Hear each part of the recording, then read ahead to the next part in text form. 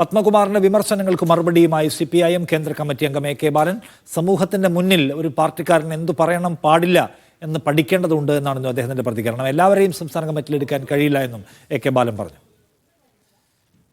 എല്ലാ ആൾക്കാരെയും സ്റ്റേറ്റ് കമ്മിറ്റിയിൽ എടുക്കാൻ പറ്റില്ലല്ലോ. പാർട്ടി അവരവരുടെ കഴിവിനനുസരിച്ച് കൊക്കിലൊതുങ്ങിയത് മാത്രമല്ല കൊടുത്ത്, കൊക്കിലൊതുങ്ങാത്തതും കൊടുത്തിട്ടുണ്ട്. ഇപ്പോൾ പത്മകുമാറിന് എന്തെങ്കിലും വിഷമതകൾ ഉണ്ടെങ്കിൽ അത് പുറത്ത് പ്രകടിപ്പിക്കേണ്ടതല്ല.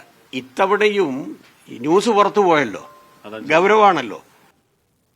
KR സാജു കൂടുതൽ വിവരങ്ങളുമായി തിരുവനന്തപുരത്ത്. സാജു, പത്മകുമാർ പുറത്തേക്ക് പോവുകയാണോ? അദ്ദേഹത്തെ കളയാൻ CPM നിർബന്ധിതമാകുമോ? പത്മകുമാറിന്റെ അതൃപ്തി എല്ലാ അതിരുകളും ലംഘിച്ചുള്ളതാണ് എന്ന വിലയിരുത്തലാണ് CPMന്റെ സംസ്ഥാന നേതൃത്വം അടക്കമുള്ളത്. പത്മകുമാർ പാർട്ടിക്കൊരു പ്രശ്നമേ അല്ല എന്ന് പാർട്ടി സംസ്ഥാന സെക്രട്ടറി MV ഗോവിന്ദൻ പറഞ്ഞു കഴിഞ്ഞിരിക്കുന്നു. സമാനമായ പ്രതികരണം തന്നെയാണ് കേന്ദ്ര കമ്മിറ്റി അംഗമായ AK ബാലന്റെ വാക്കുകളിൽ നിന്നും നമ്മൾ വായിച്ചെടുക്കേണ്ടത്. സ്വാഭാവികമായി പത്മകുമാറിനെ തള്ളുകയും സംഘടനാപരമായ നടപടികളിലേക്ക് പാർട്ടിക്ക് നീങ്ങേണ്ടിയും വരും. പത്തനംതിട്ട ജില്ലാ സെക്രട്ടേറിയറ്റ് അംഗമാണ് പത്മകുമാർ. സ്വാഭാവികമായും അദ്ദേഹത്തിന്റെ ഘടകത്തിൽ നിന്ന് തന്നെയാണ് നടപടികൾ ആരംഭിക്കേണ്ടത്. 12-ാം തീയതി CPMന്റെ പത്തനംതിട്ട ജില്ലാ കമ്മിറ്റി യോഗം ചേരുമെന്നാണ് ജില്ലാ സെക്രട്ടറി രാജു എബ്രഹാം അറിയിച്ചിട്ടുള്ളത്. സ്വാഭാവികമായും ആ യോഗത്തിന്റെ പരിഗണനയിലേക്ക് ഈ വിഷയം വരും. അതിനു മുന്നോടിയായി പത്മകുമാറുമായി ചില ചർച്ചകൾ നടത്താനുള്ള നീക്കവും പാർട്ടി നേതൃത്വത്തിന്റെ ഭാഗത്തുനിന്നുണ്ട്.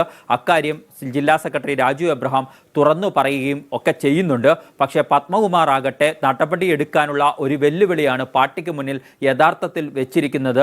താൻ ചെയ്തിരിക്കുന്ന കാര്യം അച്ചടക്ക ലംഘനമാണ് എന്ന് അറിഞ്ഞുകൊണ്ട് തന്നെ, അത് കമ്മ്യൂണിസ്റ്റ് രീതിക്ക് ചേർന്നതല്ല എന്ന് മനസ്സിലാക്കിക്കൊണ്ട് തന്നെയാണ് അത് ചെയ്തത് എന്ന് തന്നെയാണ് അദ്ദേഹം വിശദീകരിച്ചിരിക്കുന്നത്. കാരണം പാർട്ടിയുടെ സംസ്ഥാന കമ്മിറ്റിയിലേക്ക് ആളുകളെ ഉൾപ്പെടുത്തുന്നത് പ്രവർത്തന പരിചയവും മറ്റും കണക്കാക്കിക്കൊണ്ടാണ്. അതുണ്ടായില്ല എന്നതുകൊണ്ടാണ് ആ തുറന്നു പറച്ചിൽ തനിക്ക് നടത്തേണ്ടി വന്നത് എന്ന് അദ്ദേഹം ചൂണ്ടിക്കാണിക്കുന്നു.